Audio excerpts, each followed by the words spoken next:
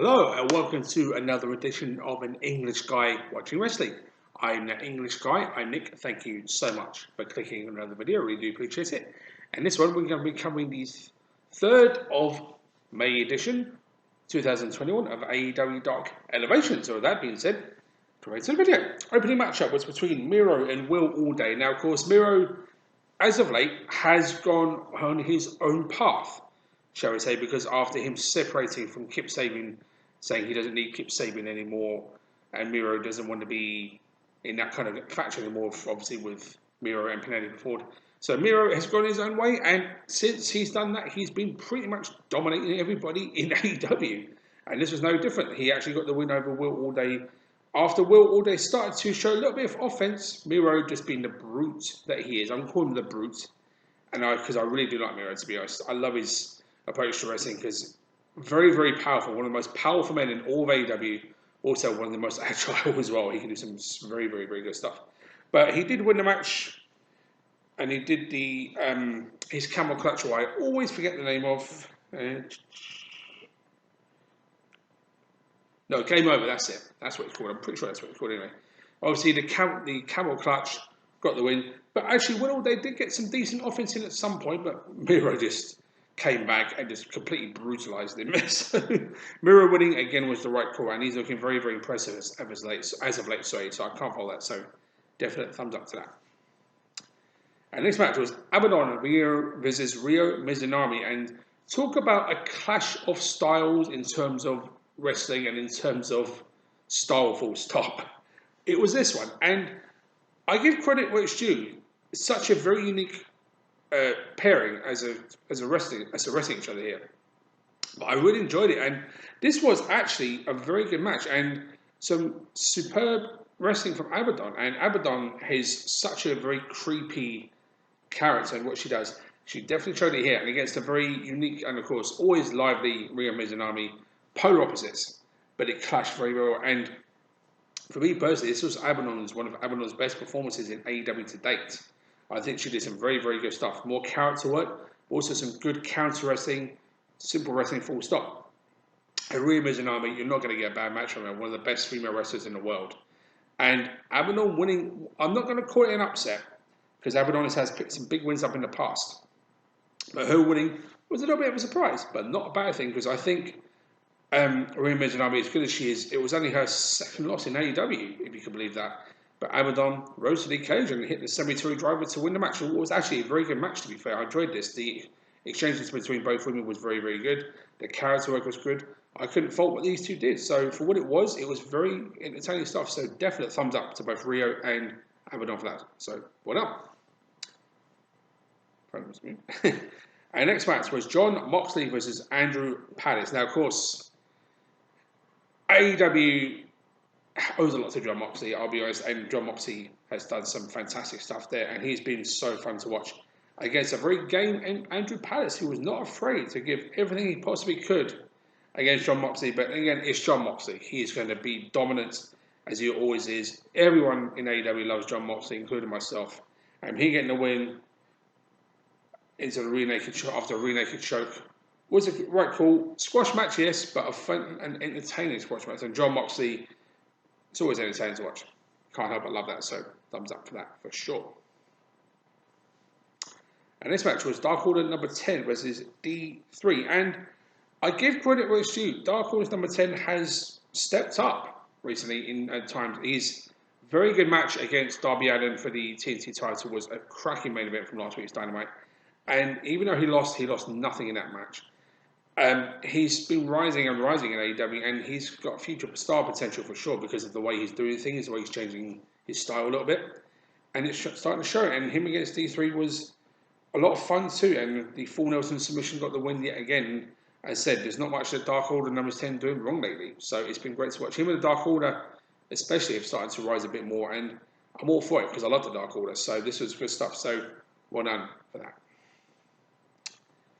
And this match was Orange Cassidy versus VSK. And what else can you say about Orange Cassidy except perhaps the most beloved wrestler in all of AEW?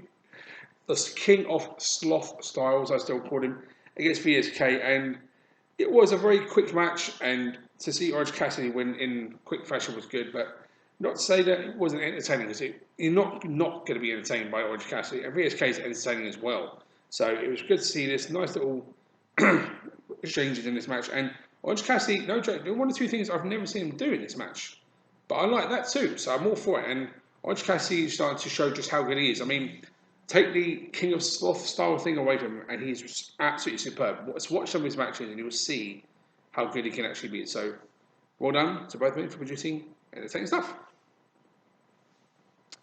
Next match was FTR versus the Hughes brothers, Terrell and Terrence. Now, it's been a while since we've seen the Hughes brothers in AEW. Now, we know who they are. They are the sons of Devon Dudley. Of course, Devon Dudley, one of the most famous tag team wrestlers ever, perhaps one of the best tag team wrestlers ever. And the twin brothers, actually, the Hughes brothers, against FTR. And those I've said it before, FTR are perhaps the best tag team in the world in terms of wrestling. You're not going to get a better tag team than AEW FTR. And despite the fact this wasn't the longest match, this was a good match, to be fair. I thought these two teams will clash very well, and they did. There was some good wrestling in here, and of course FTR are always going to bring that. But it's not to say that the Hughes brothers didn't put some good stuff in this match too, and they did. So I was actually quite happy to see these two teams clash, and it was a fun tag match, and it's good to see the Hughes brothers back in AEW, because I do like them. I think they've got real potential. And FTR winning with their spike power driver was the right call, I think. And of course, ahead of the huge match tonight on Dynamite of Blood and Guts, which I think is going to be brutal in every sense of the word. But I really enjoyed this match, and it was good fun. And hopefully one day we might see these two teams go at it again. So I enjoyed this one, so thumbs up for that, for sure. And this match was Nyla Rose versus Maddie Runkowski. Of course, this stemmed after last week when Nyla Rose and Maddie Runkowski were teaming together, but Nyla Rose walked out on a tag team partner, realising that she didn't need her, and left Maddie Runkowski to be pinned. So, of course, it's only logical that this match was going to happen, but Nyla Rose just showed her absolute dominance in this match, and she won the match in very quick fashion with the Beast Bomb, further cementing her legacy, shall we say, as the most dominant woman in all AEW.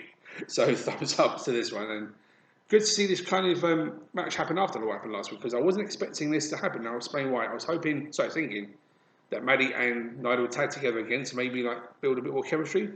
But they'll be an opponent, so nothing wrong with that. So thumbs up for that. And this match was Baron Black versus Nick Camarda, and I think this was one of the quickest matches of the night. Nick Camarda, of course, now part of the Factory, versus Baron Black. And Nick Camarda, he's a beast. No other way to say it. He's like, kind of like, right, well, I'm just going to say he's a beast. So simple as that. But it was a quick match. Hits the powerbomb to win. Baron Black, unfortunately, the unfortunate victim of this match. So Nick Camarda building the momentum for the Factory. So can't fault that. No. And this match was Red Velvet versus Rika Tahaka. Now, Rika made her debut for AEW at AEW Lights Out, which was their house show match the same weekend as WrestleMania, against Red Velvet. And of course, Red Velvet has been one of the most improved and most bright stars of the AEW Women's Division all year. And she's shown it once again in this match. This was a fun match, and this was a good, competitive, back and forth match, to be fair. Rika did get some decent offense in. And she's got potential, I think. I liked her heel approach. Obviously, this is Samoan side of her, and of course, you don't really see many female Samoan wrestlers in AEW.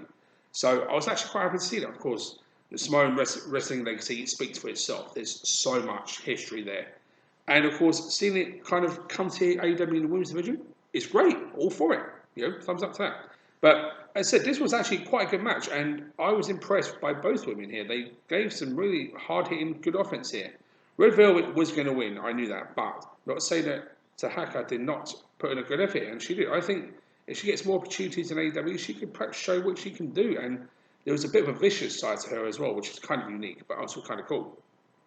So it's a little bit of a dynamic there. But I enjoyed this match. Really good stuff. So one of the matches of the night for me, even though Red Velvet was going to win, it was really good stuff. So definitely thumbs up to both ladies. And next match was Private Party versus Duke Davis and Gannon Jones. And Duke Davis and Gannon Jones are, I think that's the first time I've ever seen them in AEW. If it's not the first time, I apologise. But they weren't small guys. They were pretty big guys. I think each weighing about 260, 270 each. So it's definitely not a small tag team in any stretch of the imagination. Against Private Party, despite the fact they're heel, I still think Private Party are one of the best tag teams in all of AEW. One of the most athletic, exciting. Yes, they're not doing as much flashy stuff as they used to because of being part of Matt Hardy's organisation.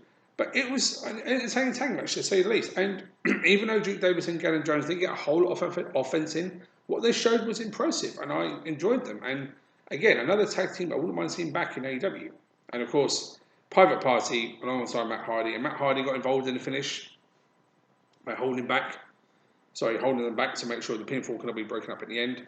And despite the fact they had the size advantage, Private Party, using their size against them to win was a very smart thing to do. And it just shows that the great thinking from all four wrestlers to make it happen. I'm not going to try and speculate how they came up with the finish.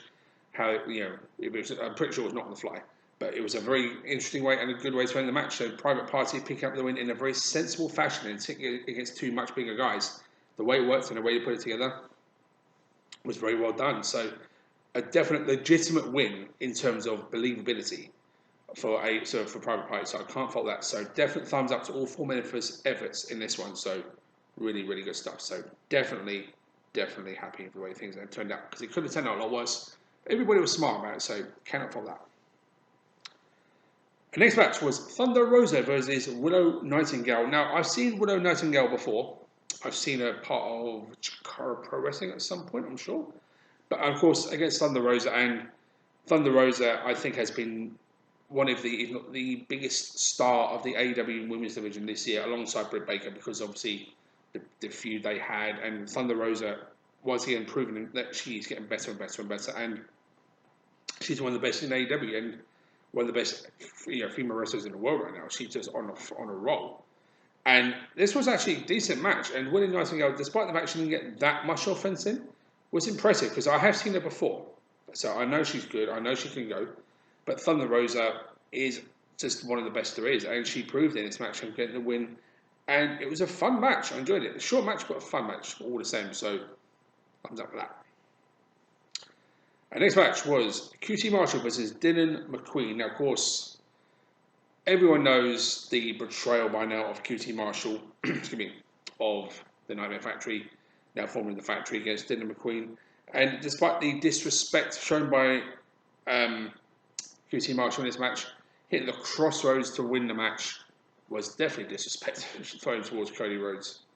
And QT Marshall, since turning heel, has been entertaining. I've enjoyed the Factory side of it, and of course, then with the feud of the Nightmare Factory, Wrestling School versus the other side of Wrestling School is different. I haven't seen it in AEW before, so to see it here, it's been entertaining to watch. So I've enjoyed it. So thumbs up for the effort for this one.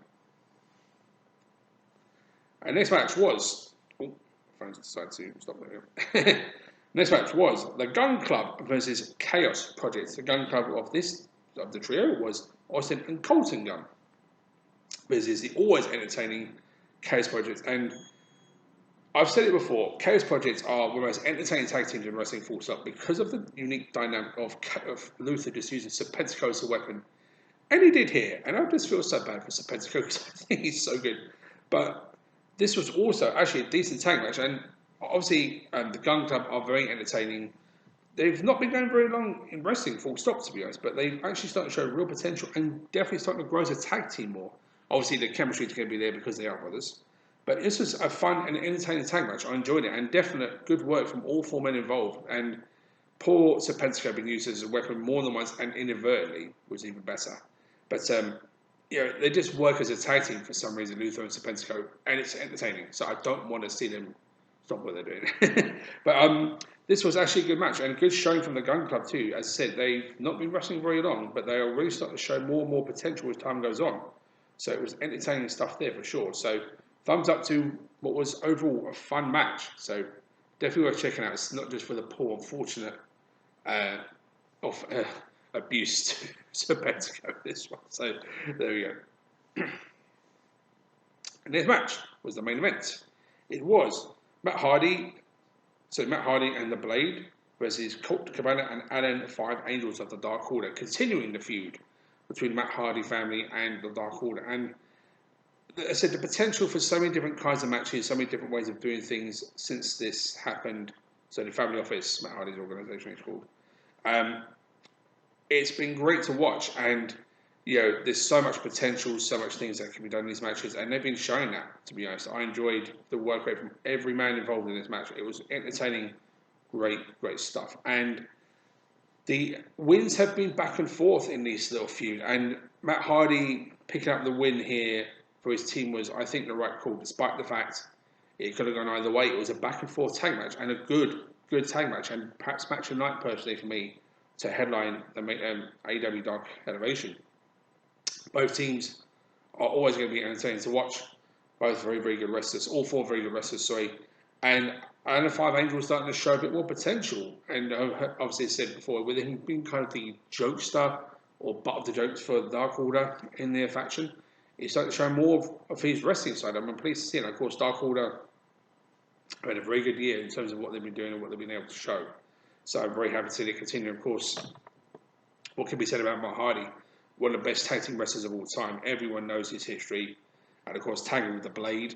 Obviously, another fantastic wrestler. Him and the Butcher have been tag team for a very long time.